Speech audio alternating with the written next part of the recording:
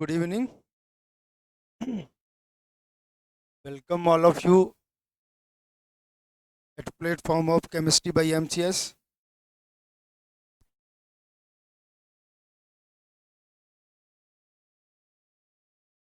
बहुत सारे बच्चों की क्वेरी थी इस तरह में प्रीवियस ईयर्स के क्वेश्चन करवा दो आप लोग। तो हम लोग एक नए सेशन के साथ आए हैं। जितने भी टॉपिक्स हैं हमारे वो सारे टॉपिक्स हम लोग वन बाय वन करके कवर करेंगे यहाँ पे। ठीक है। सबसे पहले मैं बता दूं कि इस पूरी सीरीज में हम लोग प्रोवाइड क्या करवाएंगे आप लोगों को। आपको जितने भी क्वेश्चंस हैं प्रीवियस ईयर्स के, जो भी टॉपिक से रिलेटेड क्वेश्चन है उन सब की पीडीएफ दी जाएगी और पीडीएफ के साथ उनका वीडियो सॉल्यूशन दिया जाएगा। आप एक बार देख लो। ये जो सीरीज है हम लोग बिल्कुल फ्री रखने वाले थे, लेकिन आपको पता है कि कुछ मेरा एक जो सिद्धांत रहा है शुरू से कि फ्री की चीज़ें सभी को रास नहीं आती हैं, इसलिए हम लोग इसका मिनिमम रखेंगे। मुश्किल से 150 या फिर 200 रुपये हम लोग रखेंगे और सारे टॉपिक्स के जो क्वेश्चंस हैं वो हम लोग आपको प्रोवाइड करवाएंगे। कुछ नहीं है इसमें, बहुत इजी गोइंग होगा, आप लोगों के लिए बहुत हेल्पफुल होगा। फिर भी कोई क्वेरी हो तो आप लोग हमें कांटेक्ट कर सकते हो किसी भी तरह की क्वेरी के लिए। सिंपल कुछ भी नहीं है। जितने भी टॉपिक है आपके फर्स्ट ग्रेड में, उन सारे टॉपिक्स के जो लास्ट ईयर्स के क्वेश्चन है उनकी पीडीएफ आपको दी जाएगी और उनका वीडियो सॉल्यूशन दिया जाएगा। फ्री ऑफ कॉस्ट नहीं रहेगा। मैं बता, मैक्सिमम 200 रुपये, मिनिमम 150 रुपये रहेगा इसका। जो भी हम लोग एक बार डिस्कस करके कर लेंगे, आपको बता दिया जाएगा। जो भी इंटरेस्टेड हो वो लोग इसको एक बार डिस्कस कर सकते हैं हमसे। तो आज हमने सबसे पहले सॉलिड स्टेट का रखा है। तो सॉलिड स्टेट के जितने भी आरपीएससी के क्वेश्चंस थे, जो पुराने पेपर्स हैं, उन पेपर्स पे जितने भी क्वेश्चन थे अकॉर्डिंग टू सिलेबस और आरपीएससी फर्स्ट ग्रेड स्टैंडर्ड के अकॉर्डिंग, वो सारे क्वेश्चंस हम लोगों ने यहाँ पे ले लिए।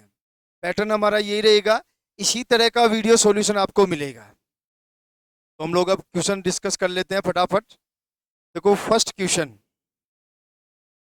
क्वेश्चन नंबर जो 95 है हमारा। अब देखो ये RPSC school lecturer, sorry RPSC college lecturer के क्वेश्चंस हैं, क्योंकि बहुत रेयर एग्जाम होती हैं जिनमें सॉलिड स्टेट सिलेबस में होता है। फिर भी मैंने 18 से 20 क्वेश्चन निकाले हैं, उनको हम लोग वन बाय वन करके डिस्कस कर लेते हैं। देखो देखो फर्स्ट क्वेश्चन है हमारा, the fraction of the total volume occupied by the atoms present in simple cubic is. इस क्वेश्चन का मतलब ये है कि जो आपका सिंपल क्यूबिक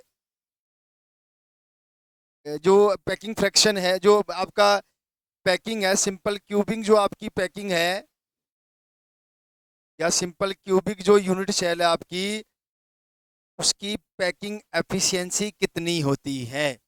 मतलब कि जो टोटल वॉल्यूम है, देखो आपको सबको पता है हम लोग क्या करते हैं। ये आपका कोई भी यूनिट सेल है और ये 4 तरह का यूनिट सेल हो सकता है, सबको पता है। सिंपल क्यूबिक, पीसीसी, एफसीसी और ईसीसी। इसमें टोटल नंबर ऑफ पार्टिकल 1, इसमें 2, इसमें 4 और इसमें 2। तो देखो पैकिंग एफिशिएंसी का मतलब ये है कि इस पूरी यूनिट सेल का वॉल्यूम कितना है और उस टोटल वॉल्यूम में से ये जो एटम है वो कितना वॉल्यूम कवर कर लेंगे, जिसे हम लोग पैकिंग एफिशिएंसी बोलते हैं। क्योंकि आपको पता है पैकिंग एफिशिएंसी का हम लोग जो एक फॉर्मूला पढ़ते हैं वो क्या पढ़ते हैं, वॉल्यूम ऑफ, ध्यान से देख लेना, volume of total atoms in unit cell, ध्यान रख लेना। और नीचे लिखते हैं volume of unit cell, volume of unit cell. ठीक है। तो देखो टोटल एटम्स का वॉल्यूम कितना आएगा, पहले तो जेड आएगा कि कितने एटम होते हैं उस यूनिट सेल में। एक यूनिट सेल में अगर सिंपल क्यूबिक है तो एक, अगर BCC है तो 2, FCC है तो 4, ECC है तो 2, तो Z इंटू एक एटम का वॉल्यूम होगा 4/3 पाई आर क्यूब और टोटल वॉल्यूम होगा A क्यूब। ठीक है, तो यहाँ पे जब हम लोग Z सिंपल क्यूबिक का मतलब Z1, ये हमारा 4/3 पाई आर क्यूब रहेगा और ये A क्यूब रहेगा। और जब हम लोग इसको सॉल्व करेंगे, देखो यहाँ पे R की वैल्यू आपको सबको पता है, सिंपल क्यूबिक के लिए A बराबर 2R होता है, तो आपका R जो होगा वो A/2 होगा। और जब इस R की जगह हम लोग ये वाला A/2 रखेंगे तो आपका आएगा 4/3 पाई A/2 का क्यूब अपॉन A क्यूब। और जब इसको सोल्व करेंगे तो आपके पास आएगा π/6, ये ध्यान रख लेना। और π/6 का मतलब हो गया आपका मोटा मोटा देखा जाए तो 0.524 और 0.552.4%। ये आपको पता भी है कि जो सिंपल क्यूबिक यूनिट सेल होते हैं या जो सिंपल क्यूबिक जो फ्रैक्शन होते हैं, जो निबिड़ संकुलन होता है, पैकिंग फ्रैक्शन होता है, उसकी पैकिंग एफिशिएंसी हमेशा 52.4% होती है। Means second is the correct answer. ध्यान रख लेना भाई, बहुत इंपॉर्टेंट क्वेश्चन है। इसी टाइप के क्वेश्चन आप लोगों को एग्जाम में मिलने वाले हैं। Second is the correct answer, इसको अच्छी तरह से समझ लो आप लोग। Second is the correct answer. पहला क्वेश्चन हो गया है, समझ में आ गया। सेकंड क्वेश्चन की बात करते हैं। सेकंड क्वेश्चन है हमारा इन ए फेस, ये भी वही आरपीएससी असिस्टेंट प्रोफेसर की एग्जाम का क्वेश्चन है। In a face centered cubic cell, FCC की बात कर रहा है, the number of particles per unit cell. देखो मैंने आपको अभी बता दिया है, इसका जो करेक्ट आंसर होगा 4। देखो एक बार मैं बता देता हूँ, क्या पढ़ते हैं हम लोग एफसीसी में, ये आपकी एक यूनिट सेल है, ठीक है। और यहाँ पे आपके कहाँ कहाँ पार्टिकल होंगे भाई, आपके पार्टिकल होंगे देखो, एक तो कॉर्नर पर 8 कॉर्नर पे 8 पार्टिकल, इसके अलावा जो हमारे 6 फलक है सब पर एक एक पार्टिकल हो जाएगा, ध्यान रख लेना। तो देखो 8 पार्टिकल है 8 कोनों पर, तो यहाँ से तो एक पार्टिकल आ जाएगा। और 6 पार्टिकल है 6 फलकों पर, तो आपको सबको पता है कि एक फलक का आधा हिस्सा एक यूनिट सेल के हिस्से में आता है, इसलिए यहाँ पे लिखते हैं 6 इंटू 1/2, यहाँ पे 3, तो टोटल 1 + 3, इट मीन्स टोटल जो पार्टिकल होंगे एक यूनिट सेल में एफसीसी में, इसी को सीसीपी भी बोलते हैं, ध्यान रख लेना भाई। तो एक यूनिट सेल में कितने पार्टिकल होंगे, 4 पार्टिकल होंगे, means 4th is the correct answer. समझ लो आप लोग अच्छी तरह से। देखो क्वेश्चन नंबर 3 की बात करते हैं हम लोग।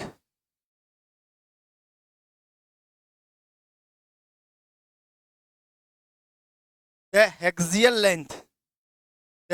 Length and interfacial angles in tetragonal crystal.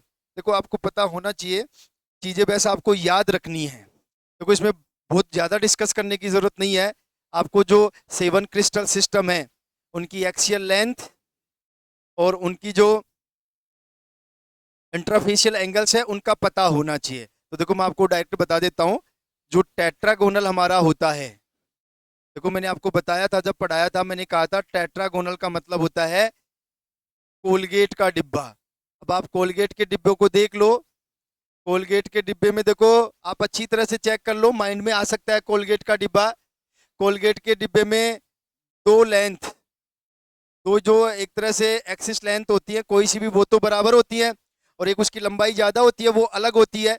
इसका मतलब इसमें 2 लेंथ A बराबर B होगा बट नॉट A=C होगा, ये तो हेक्सियल लेंथ होगी। और आप देखो कोलगेट का डिब्बा देखो एक बार, उसमें सारे बॉन्ड एंगल, जो तीनों बॉन्ड एंगल होंगे वो तीनों बॉन्ड एंगल 90 डिग्री के होंगे, आप चाहे चेक कर लो। इसका मतलब यहाँ पे जो अल्फा बराबर बीटा बराबर गामा बराबर कितना होगा, 90 degree. It means first is the correct answer. आप चेक करते जाना। देखो देखो ये क्वेश्चन आप लोगों के लिए तभी यूजफुल हो पाएंगे जब आपका बेसिक ठीक है, आपका पूरा पढ़ा हुआ है, अदरवाइज तो इस टेस्ट सीरीज से कोई मतलब नहीं निकलेगा आप लोगों का। क्वेश्चन नंबर 3 जो भी है, the rotational symmetry of the lattice can not be, कि कोई भी लैटिस है, कोई भी जालक है, कोई भी लैटिस है, कोई भी जालक है, रोटेशनल सिमेट्री का मतलब होता है रोटेशनल एक्सिस ऑफ सिमेट्री, कि हम लोग उस मॉलिक्यूल से कितने डिग्री के एंगल से रोटेट करें कि जो एक पर्टिकुलर एंगल से रोटेशन के बाद जो नया मॉलिक्यूल मिले वो पहले जैसे मॉलिक्यूल जैसा ही हो। मैंने आपको स्टीरियो में बताया था, रोटेशनल का मतलब है कोई भी एक इमेजिनरी एक्सिस जिससे अगर उस मॉलिक्यूल को रोटेट किया जाए तो हमें रोटेट करने के बाद वैसा ही कॉन्फ़िगरेशन मिलता है जैसा रोटेट करने से पहले होता है। तो ध्यान रखना, बस ये क्वेश्चन आपको थोड़ा सा लेवल का नहीं है लेकिन एक पूछा था तो मैंने दे दिया। आप लोग हमेशा ध्यान रखना कि कोई भी क्रिस्टल हो उसमें देखो वन फोल्ड एक्सिस हो सकता है, टू फोल्ड एक्सिस हो सकता है, थ्री फोल्ड एक्सिस हो सकता है, फोर फोल्ड एक्सिस हो सकता है, सिक्स फोल्ड एक्सिस हो सकता है, सेवन फोल्ड एक्सिस हो सकता है। लेकिन ध्यान रखना किसी भी क्रिस्टल को इस तरह से पैकिंग फ्रैक्शन नहीं बनाया जा सकता कि उसमें फाइव फोल्ड एक्सिस और एट फोल्ड एक्सिस हो। ये थोड़ा सा ध्यान रख लेना। देखो फाइव फोल्ड एक्सिस और एट फोल्ड एक्सिस कब होगा, जब वो पेंटागोनल टाइप हो या फिर ऑक्टागोनल टाइप हो, तभी तो उसमें मतलब ये तो हम लोग कह सकते हैं कि फाइव फोल्ड सिमेट्री एक्सिस लगेगा और eight fold axis of symmetry लगेगा। इसलिए किसी भी क्रिस्टल को हम लोग एज ए पेंटागोनल और as a octagonal packing fraction नहीं बना सकते। इसलिए ध्यान रखना किसी भी लैटिस में कभी भी फाइव फोल्ड और एट फोल्ड, ध्यान रख लेना, फाइव फोल्ड और eight fold rotational symmetry of axis नहीं पाई जाती है। इसका मतलब इसका जो करेक्ट आंसर होगा वो आपका फोर्थ वाला होगा। ध्यान रख लेना भाई इस बात का अच्छी तरह से, fourth is the correct answer. आगे चले, चलो क्वेश्चन नंबर जो भी है आपका, अब आगे चलते चलते हम लोग question number 99, statement which is not true about super conductor, कि कौन सा स्टेटमेंट सुपर कंडक्टर के बारे में सही नहीं है। ध्यान रखना, super conductive are discovered by Kamerlingh Onnes, देखो ये स्टेटमेंट सही है, मैंने बताया था जो सुपर कंडक्टिविटी है उसकी खोज कैमरलिंग ऑन्स द्वारा की गई थी। Mercury become super conductor below 4.15 kelvin, बिल्कुल सही है। मैंने बताया था आप लोगों को कि अगर मरकरी का टेम्परेचर 4.15 केल्विन कर दिया जाए तो इससे नीचे के टेम्परेचर पर मरकरी जो है वो सुपर कंडक्टर की भांति बिहेव करती है। थर्ड स्टेटमेंट है super conductor behave like a diamagnetic substance, देखो मैंने आपको बताया था सुपर कंडक्टर और डायमैग्नेटिक एक ही चीजें होती हैं।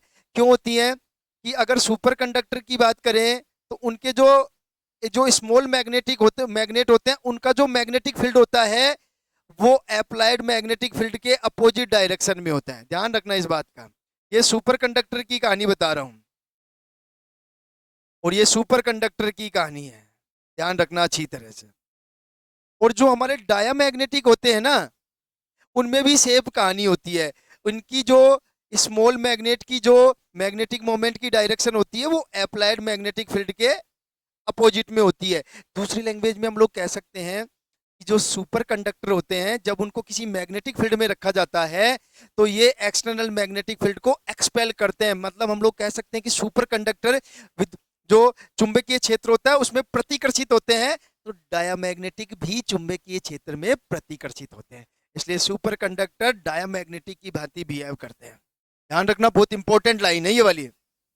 और जो लास्ट स्टेटमेंट है entropy of A super conductor increases considerably on cooling, ये स्टेटमेंट गलत है, क्योंकि अगर किसी सुपर कंडक्टर को कंसीडर अमाउंट में, मतलब एक मिनिमम अमाउंट जिसको कंसीडर किया जा सके, अगर उस अमाउंट में अगर हम लोग कूलिंग करेंगे तो उसकी एंट्रोपी जो है वो डिक्रीज होती है ना कि इंक्रीज होती है। इसका मतलब आपका जो फोर्थ स्टेटमेंट है वो गलत है और आपको गलत ही पूछा है। मतलब इसका जो आंसर है आपका वो fourth is the correct answer, ये ध्यान रखें। ठीक है भाई, आगे चलते हैं। देखो आप लोग जुड़ जाएं हमारे साथ, हमारी पूरी कोशिश है आपको सिलेक्शन दिलाने की। बाकी तो देखो फिर आप लोगों की मेहनत और आप लोगों की किस्मत भी है। बाकी हमारी तरफ से पूरी कोशिश है कि आप लोगों का बेनिफिट्स हो सके।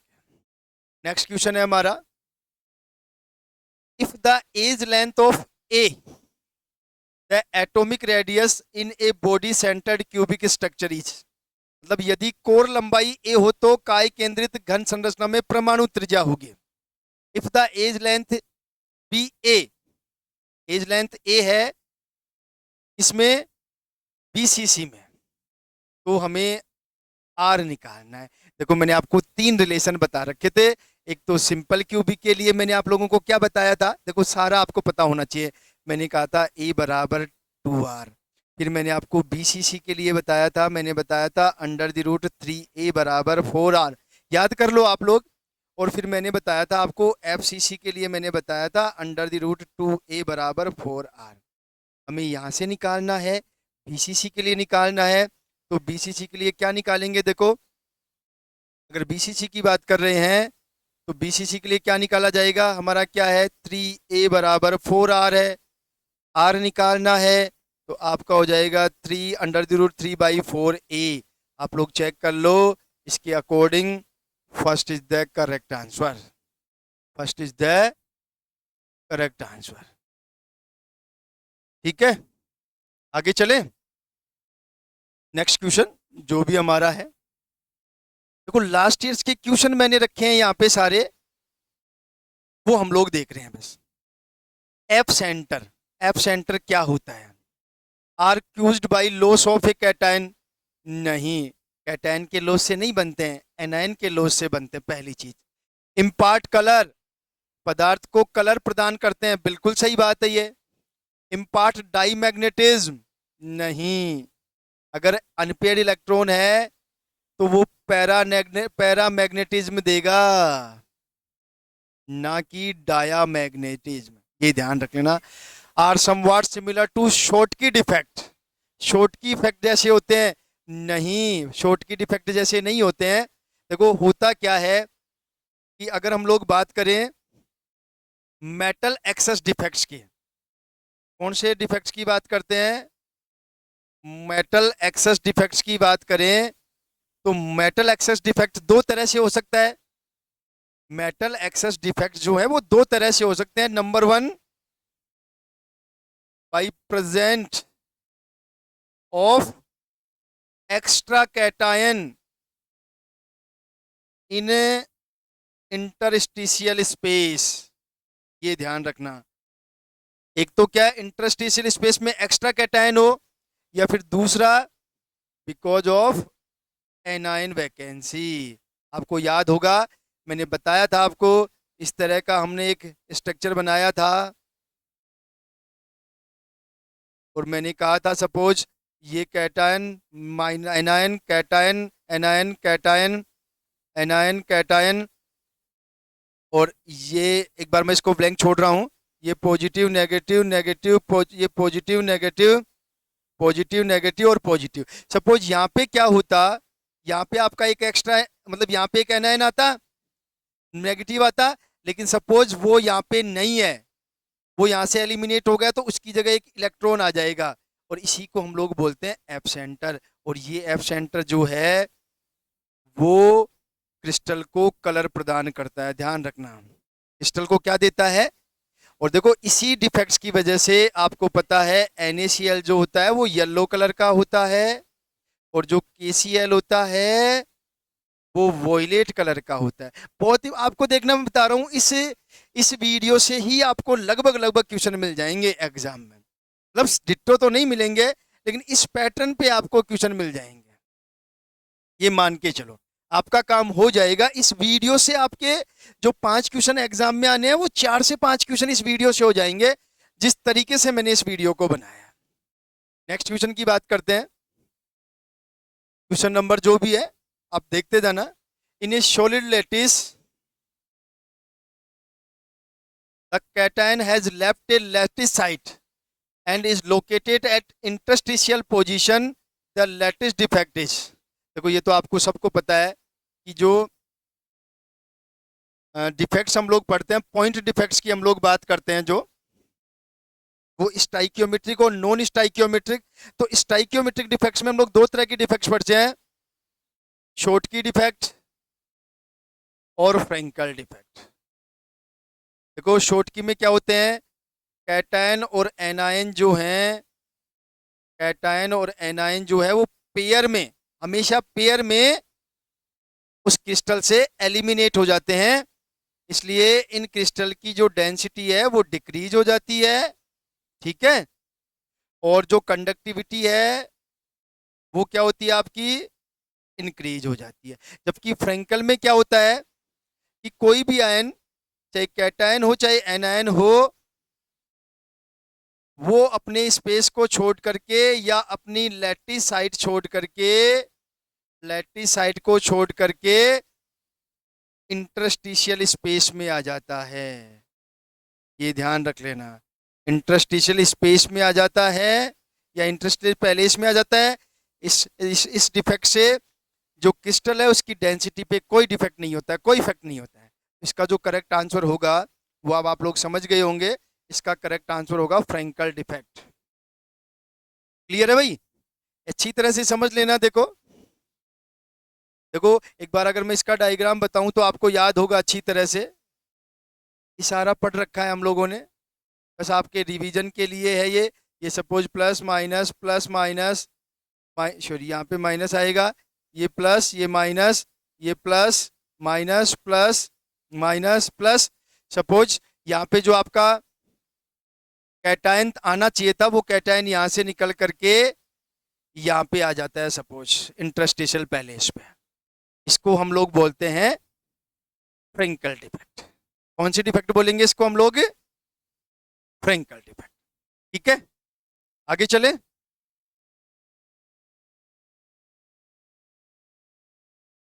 क्वेश्चन नंबर 83, जस्ट 1 मिनट, एक क्वेश्चन रह गया। 82, unit cell are classified into, unit cell को कितने पार्ट में क्लासिफाई किया गया है। तो देखो इसमें तो कुछ बताने की जरूरत है नहीं ज़्यादा आप लोगों को, आपको सबको पता है कि 7 तो हमारे क्रिस्टल सिस्टम होते हैं, 7 तो हमारे क्रिस्टल सिस्टम होते हैं।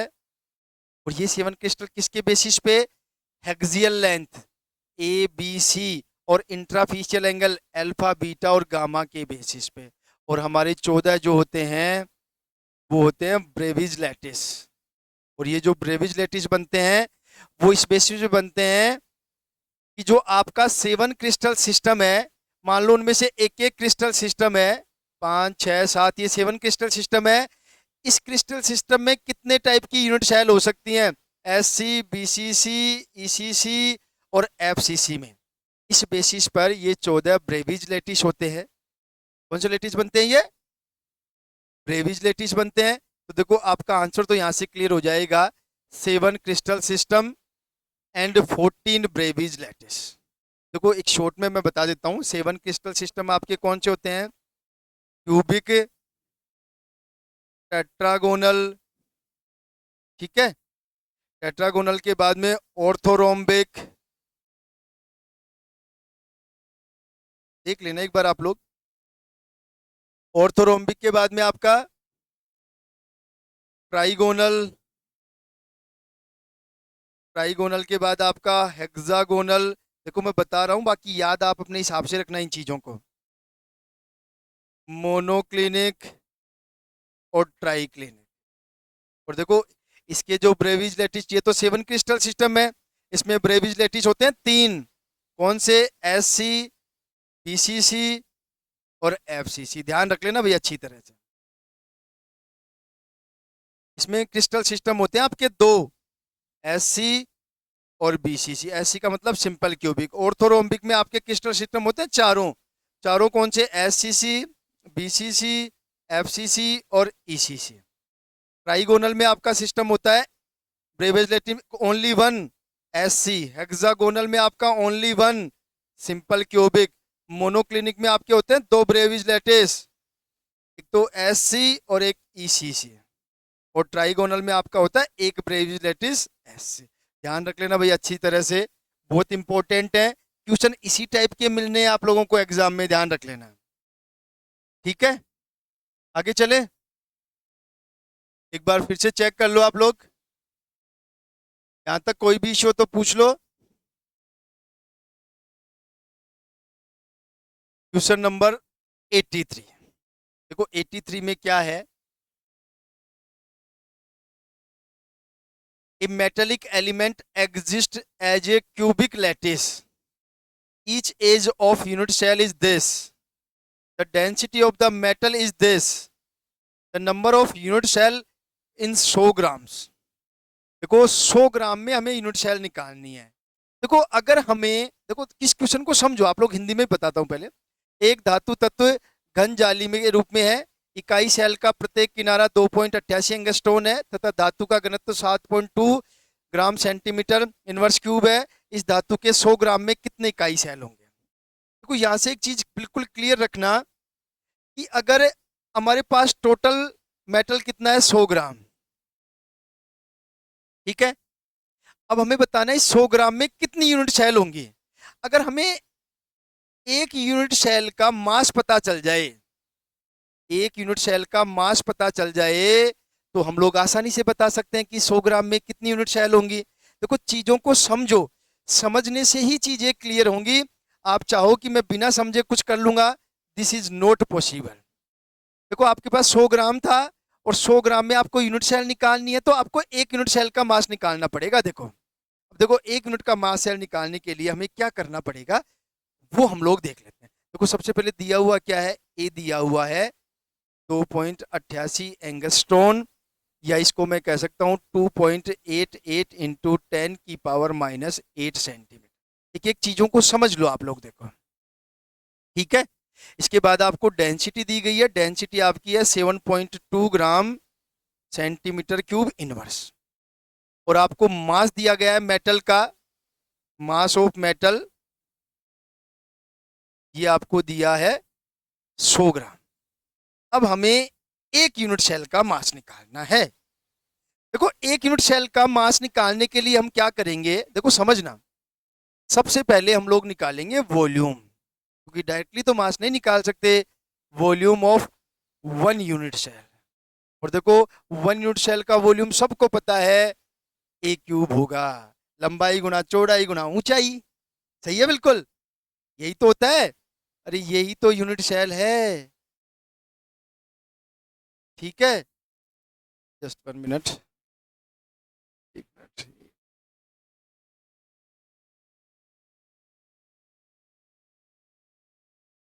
यही तो यूनिट सेल है आपकी, और इसकी देखो आपको पता ही है, ये भी ए, ये भी ए और ये भी ए, तीनों जो लेंथ है वो सेम होती हैं। तो इसका अगर वॉल्यूम निकालना हो तो ए क्यूब, ए की वैल्यू पुटअप करेंगे इसमें, तो ए की वैल्यू ये हमने पुटअप कर दी है, ये सेंटीमीटर, और यहाँ पे इसका क्यूब। तो देखो इसकी वैल्यू आएगी, जब इसको पूरे को मल्टीप्लाई करेंगे तो 23.88 इंटू 10 की पावर माइनस 24 सेंटीमीटर क्यूब। ये आपका वॉल्यूम आ गया है एक यूनिट सेल का, ठीक है। मास निकालना है, और मास के लिए आपको सबको पता है कि डेंसिटी बराबर क्या होता है भाई, डेंसिटी बराबर होता है आपका m/v, मास अपॉन वॉल्यूम। हमें निकालना है मास, तो मास आपका हो जाएगा डेंसिटी इंटू वॉल्यूम। देखो डेंसिटी आपकी है 7.2 gram centimetre cube inverse, into volume आपका है 23.88 इंटू 20 10 की पावर 24 सेंटीमीटर क्यूब। क्यूब से क्यूब कैंसिल, और जब इन दोनों को मल्टीप्लाई करेंगे तो आपके पास आ जाएगा 172 इंटू 10 की पावर माइनस 24 ग्राम। ये एक यूनिट सेल का मास है, मास ऑफ 1 यूनिट। और अभी मैंने बताया कि 100 ग्राम में निकालना है, तो हम लोग यहाँ लिख देंगे यूनिट इन 100 ग्राम, तो सीधा सा है 100 में हम लोग भाग दे देंगे 172 इंटू 10 की पावर 24 ग्राम का, तो ग्राम से ग्राम कैंसिल, और जब इसको सोल्व करेंगे तो आपके पास आएगा 0.581 इंटू 10⁻23 या फिर 5.1 इंटू 10⁻23 यूनिट सेल। अब आप देख लो, इसके according first is the correct answer. ध्यान रखना, एक से दो न्यूमेरिकल मिलेंगे सॉलिड स्टेट में, बिल्कुल भी लापरवाही मत कर जाना, ये फिजिकल ही जीत दिलाएगी आप लोगों को। ठीक है, नेक्स्ट क्वेश्चन की बात कर लेते हैं। नेक्स्ट क्वेश्चन है मैच द फॉलोइंग। देखो ये तो आपको रट्टाफिकेशन से याद होना चाहिए। शॉर्ट की डिफेक्ट NaCl में, शॉर्ट की डिफेक्ट NaCl में, Frenkel defect, Frenkel defect AgBr में, metal excess defect, metal excess defects जो होंगी आपकी वो ZNO में, और मेटल एक्सेस डिफेक्ट से ही जो ZNO होता है वो येलो कलर का होता है। याद होगा आप लोगों को अच्छी तरह से, सारी चीजों को याद रखना है। और आपका मेटल डेफिशिएंसी निकेल, अच्छी तरह से याद करो। मेटल डेफिशिएंसी डिफेक्ट्स वो मेटल्स या उनके ऑक्साइड शो करते हैं जिनमें परिवर्तनशील ऑक्सीकरण अवस्था पाई जाती है, वेरिएबल ऑक्सीडेशन स्टेट्स पाई जाती हैं। और इसके अकॉर्डिंग देख लो, पहले में B, दूसरे में C, तीसरे में D और चौथे में A। Third is the correct answer. बहुत अच्छे क्वेश्चन आए हुए हैं एग्जाम में। अब आप देखना आपने क्या पढ़ा है और आपको क्या समझ में आया है, और इस वीडियो से आपको क्या फायदा हो गया है। क्लियर है भाई? चलो आगे चलते हैं। आगे का क्वेश्चन है हमारा, superconductors are conductors that have. देखो इस क्वेश्चन को समझने के लिए मैं तीन चीजें बता देता हूं आप लोगों को। देखो जब भी हम लोग टेम्परेचर को इंक्रीज करते हैं, ध्यान रख लेना, टेम्परेचर इंक्रीज करते हैं, ध्यान से समझना, देखो इस बात को आप अच्छी तरह से। जब भी हम लोग, क्वेश्चन से रह गए क्या बीच में? एक मिनट रुको।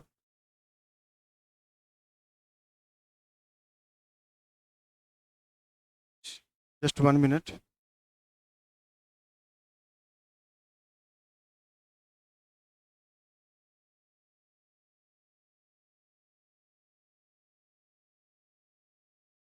जी ये तो दूसरा क्वेश्चन है, सॉरी मेरे वो आगे बतानी थी बात, तभी मैं कंफ्यूज हुआ हूँ।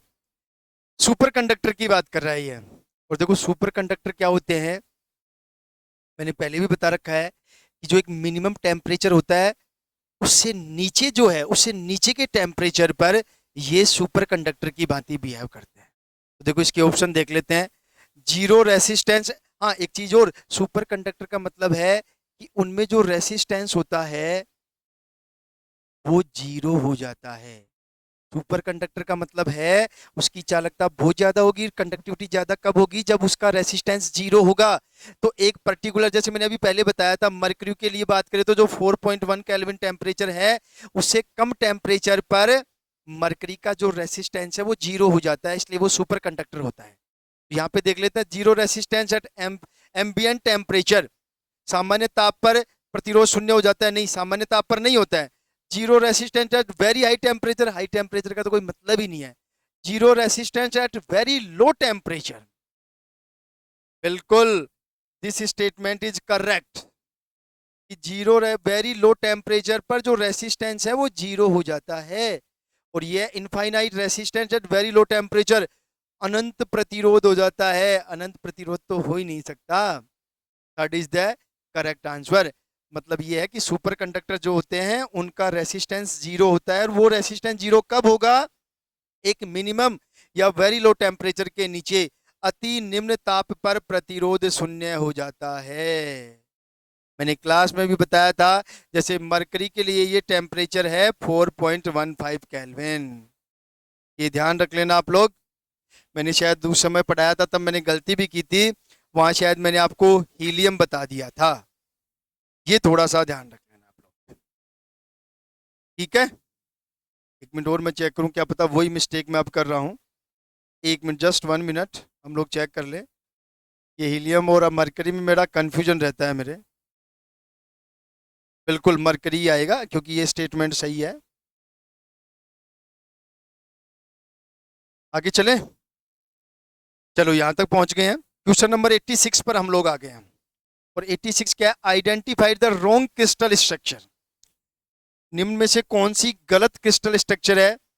तो देखो ये तो आपको बेसिकली पता नहीं होगा, मॉड्यूलन कांस्टेंट तो इनकी जरूरत भी नहीं है, इसके ही हमारा काम हो जाएगा।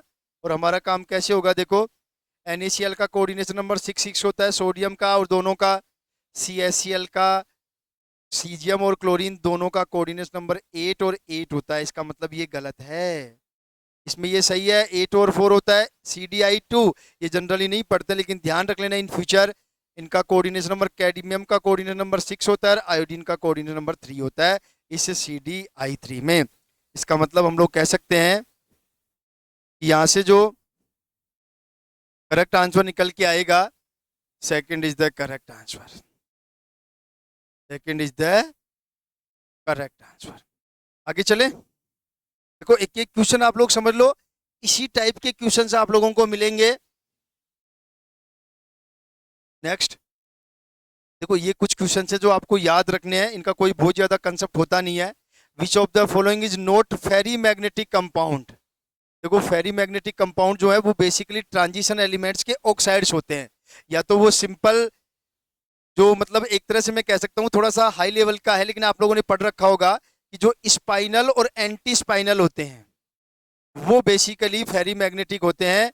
तो ध्यान रखना, ये तीनों तो स्पाइनल और एंटी स्पाइनल के एग्जाम्पल हैं, बट ये आपका कोऑर्डिनेशन कंपाउंड है। और ये कोऑर्डिनेशन कंपाउंड कभी भी इसका, इस कोऑर्डिनेशन कंपाउंड का ये या तो ये डायमैग्नेटिक होगा या फिर पैरामैग्नेटिक होगा, इसका फेरी मैग्नेटिज्म से कोई रिलेशन नहीं है। क्योंकि जब भी कोऑर्डिनेशन कंपाउंड पढ़ते हैं तो बेसिकली दो ही कंपाउंड पढ़ते हैं वहां पे, या तो डायमैग्नेटिक पढ़ेंगे या फिर हम लोग पैरामैग्नेटिक पढ़ेंगे। ये ध्यान रख लेना, फेरी मैग्नेटिज्म से इनका कोई रिलेशन नहीं होता है। तो जो करेक्ट आंसर होगा वो ये वाला आपका हो जाएगा, इज द करेक्ट आंसर। ठीक है, आगे चले। नेक्स्ट जो भी आपका क्वेश्चन नंबर, जस्ट 1 मिनट, सही है। A semiconductor is an electronic conductor. Semiconductor एक इलेक्ट्रॉनिक कंडक्टर है जिसकी, जिसके बारे में क्या स्टेटमेंट सही है। देखो मैं यहाँ पे बताना चाह रहा था वो बात जो मैं यहाँ पे अब बताता हूँ आप लोगों को, कि हमारे पास तीन तरह के, एक तरह से कंडक्टर्स होते हैं कंडक्टिविटी के बेसिस पे। एक तो होते हैं हमारे कंडक्टर, एक हमारे होते हैं सेमीकंडक्टर, और एक हमारे होते हैं कंडक्टर, सेमीकंडक्टर, और एक हमारे होते हैं इंसुलेटर। मतलब चालक, अर्धचालक और कुचालक। अब देखो ध्यान रखना, अगर हम लोग टेम्परेचर को इंक्रीज करते हैं तो ध्यान रखना जो कंडक्टर है उसकी जो कंडक्टिविटी होगी वो डिक्रीज होती है, और जो सेमीकंडक्टर है उसकी कंडक्टिविटी इंक्रीज होती है, और जो इंसुलेटर है उसकी कंडक्टिविटी भी इंक्रीज होती है। ऐसा इसलिए है कि जो कंडक्टर होते हैं अगर उसमें टेम्परेचर बढ़ाया जाएगा तो इलेक्ट्रॉनों का मूवमेंट बहुत ज़्यादा बढ़ जाता है। इलेक्ट्रॉनों का मूवमेंट बहुत ज़्यादा बढ़ जाता है, जो इलेक्ट्रॉन है उनका मूवमेंट बहुत ज़्यादा बढ़ जाएगा, इधर उधर रैंडम गति करने लगेंगे, जिससे ये आपस में टकराएंगे, और टकराने से इनके द्वारा जो एवरेज डिस्टेंस है, इनके द्वारा जो तय की जाने वाली एवरेज डिस्टेंस है, दूरी जो तय करते हैं ये, वो दूरी कम हो जाती है। और जो डिस्टेंस कम हो जाएगी, जो लेंथ कम हो जाएगी, तो कंडक्टिविटी डिक्रीज हो जाएगी। ध्यान रख लेना इस बात का, this is very very important. ये क्वेश्चन बहुत जगह पूछा जाता है, first grade, lab assistant, second grade, college lecturer, किसी को भी नहीं बख्शता ये क्वेश्चन, कहीं भी पूछ लेता है, बहुत अच्छा क्वेश्चन है। नेक्स्ट क्वेश्चन,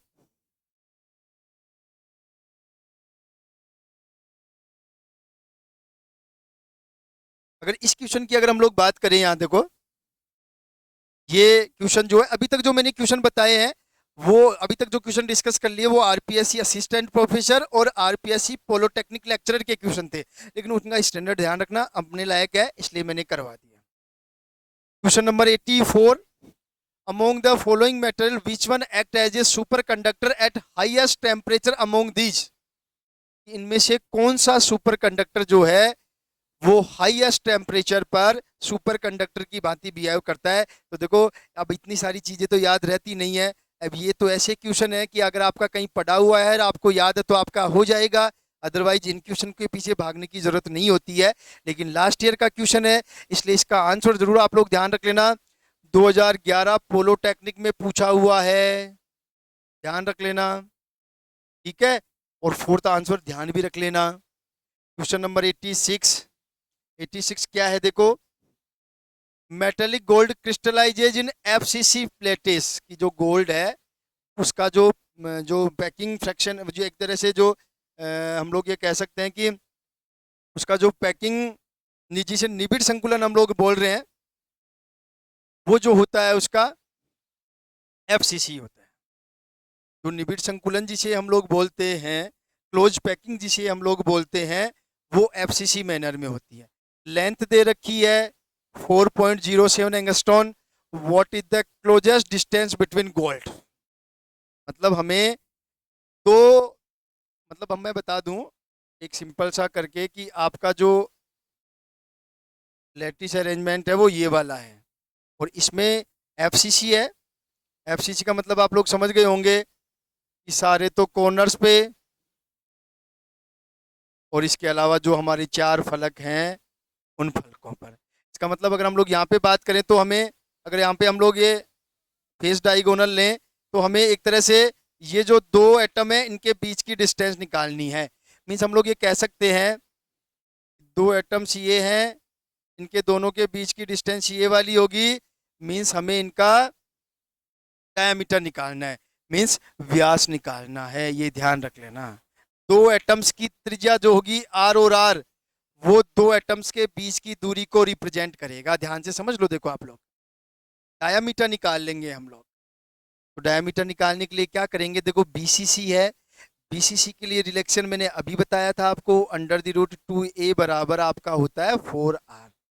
हमें r निकालनी है, उसको जस्ट डबल कर देंगे, या फिर हम लोग कह सकते हैं कि पहले तो r निकाल लें, और r बराबर आपका क्या हो जाएगा,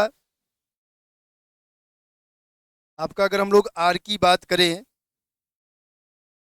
तो r आपका क्या होगा, जस्ट 1 मिनट, r आपका हो जाएगा under the root 2 upon a, और ये आ गया 5। अब देखो इसको सोल्व करेंगे ना तो हम लोग इसको कैसे लिख सकते हैं, under the root 2 upon 2 into under the root 2 into 2, और ये a, इस अंडर द रूट 2 को इससे काट देंगे तो आपका r जो आएगा वो आएगा a upon under the 2 upon 2 into under the root 2, ये वाला सिस्टम आएगा। सही है भाई यहाँ तक। अब देखो हमें यहाँ से इसको डबल कर देंगे तो 2 से गुणा कर दे इसको, तो जो डिस्टेंस आएगी वो कितनी आएगी, a upon 2 into under the root 2 into 2, 2 से 2 कैंसिल, तो आपकी आ जाएगी 1 अपॉन अंडर द रूट 2। ये ध्यान रख लेना आप लोग। देखो एक ही वैल्यू रखेंगे, एक की वैल्यू आपकी 4.07 एंगस्ट्रॉन है, और इसको डिवाइडेड कर देंगे 2 से, तो आपके पास वैल्यू आएगी 2.88 एंगस्ट्रॉन। अब देखो सबसे बड़ा लोचा ये है कि ये तो कोई वैल्यू है ही नहीं, ये वाली तो कोई वैल्यू इनमें से है ही नहीं, इसको तो नए तरीके से सॉल्व करके दिया है। तो अब आप थोड़ी सी मेहनत और कर लो, इसको इससे मल्टीप्लाई करके देखो 4.07 इंटू 1.41 से, क्योंकि यहाँ पे इसको डिवाइडेड किया है 1.41 से, तो यहाँ से मल्टीप्लाई करेंगे तो देखो आपको पता है ये 5 पॉइंट समथिंग या 6 पॉइंट समथिंग आएगा, तो इसका मतलब ये नहीं हो सकता। देखो 2.035 को डिवाइडेड करेंगे 1.41 से तो भी 2.8 नहीं आएगा, ये हो ही नहीं सकता। और जब 2.35 को इससे मल्टीप्लाई करेंगे तो करके देख लेना 2.8, दिस वन करेक्ट आंसर। बहुत अच्छा क्वेश्चन था ये, पेपर उस टाइम में बहुत टफ पेपर आया था, ध्यान रख लेना। आगे चलते हैं, question number 87। What is the number of formula units in NaCl in unit cell. आपको सबको पता है कि NaCl की जो FCC स्ट्रक्चर होती है उसमें 4 तो सोडियम आयन होते हैं जो ऑक्टाहेड्रल वर्ड्स में जाते हैं, और 4 Cl होते हैं जो CCP या FCC अरेंजमेंट में होते हैं, सबको पता है। इसका मतलब एक यूनिट सेल में 4 सोडियम और 4 Cl होते हैं, मीन्स एक यूनिट सेल में 4 NaCl की यूनिट होंगी, अच्छी तरह से समझ लेना। और एक लास्ट क्वेश्चन आपका, क्वेश्चन नंबर 88, वैसे ये नहीं आएगा लेकिन ये क्वेश्चन पूछा हुआ था, इजी चीज़ें हैं, कोई दिक्कत नहीं है, इसलिए मैंने सोचा कि मैं ये क्वेश्चन करवा देता हूँ। देखो, आपको 20 वाइस जो भी वाइस इंडिसेज दिए गए हैं उनको मिलर में कन्वर्ट करने हैं।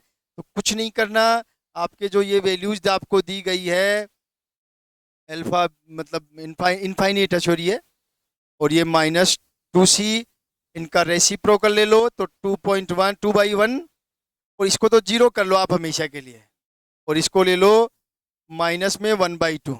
देखो इनका हम लोग एलएमएस ले लेते हैं, दो आएंगे, 4 0 और 2, इस पे बार लगा देंगे तो 4 0 और 2 बार, ये इसके सॉरी ये 1 आएगा, क्योंकि 2 का भाग 2 में देंगे तो 1, और ये 1 रह जाएगा, इसलिए ये 1 ही आएगा, इसलिए ये आपका आ जाएगा 4 0 1 बार। ये इसका मिलर इंडिसेज हो जाएगा। अगर मिलर को वॉइस में कन्वर्ट करना हो तो वो ऐसे ही कर देना, इनके वो ले लेना रेसिप्रोकल और सोल्व कर देना, आपका काम हो जाएगा। देखो ये 20 क्वेश्चन मैंने करवा दिए हैं। आप देखना आरपीएससी के जितने भी पुराने पेपर हैं उनमें लगभग पेपरों में कभी भी सॉलिड स्टेट सिलेबस में नहीं रहा है, और जिन पेपर्स में रहा है मैंने खूब ढूंढा है 2010 के बाद के पेपरों में, वो सारे क्वेश्चंस मैंने करवा दिए हैं। ये जितने भी 18 19 20 क्वेश्चन हैं आपके, एक बार देख लेना आप लोग। आपको इसी तरह का मैटर दिया जाएगा, इसको आप लोग अच्छी तरह से देख लें, समझ लें, और अगर आपको बेनिफिशियल लगे 100% बेनिफिशियल होगा। देखो हम लोग फ्री भी दे सकते हैं, लेकिन हम लोग एक चीज में विश्वास रखते हैं, क्योंकि देखो हमारी भी टीम है वो भी मेहनत करती है, इसलिए एक मिनिमम चार्ज या तो 150 रुपीज या 200 रुपीज की एक जो हमारे साथ काम कर रहे हैं उनका खर्चा भी निकलना चाहिए, क्योंकि कितनी चीजें हम लोग आपको देखो आपको पता है कि बहुत सारी चीजें तो फ्री ऑफ कॉस्ट प्रोवाइड नहीं करवाई जा सकती। हाँ, हमने कभी भी कोई उठपटांग चीजें रखी हो कि ऐसी फीस रखी हो कि बच्चे को लगे कि बहुत ज्यादा है या ये है, ठीक है, फिर भी आप लोग अपने व्यू जरूर रखना कि इसकी फी जो मैंने बताई है वो ज्यादा तो नहीं है, ठीक है।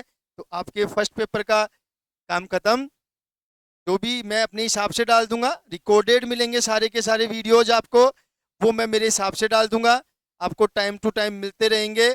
20-25 मैक्सिमम ये मान के चलो कि 25 सितंबर से पहले पहले सारे प्रीवियस ईयर्स के क्वेश्चन हो जाएंगे आप लोगों को, ठीक है। तो आज के लिए इतना ही, सबको शुभ रात्रि।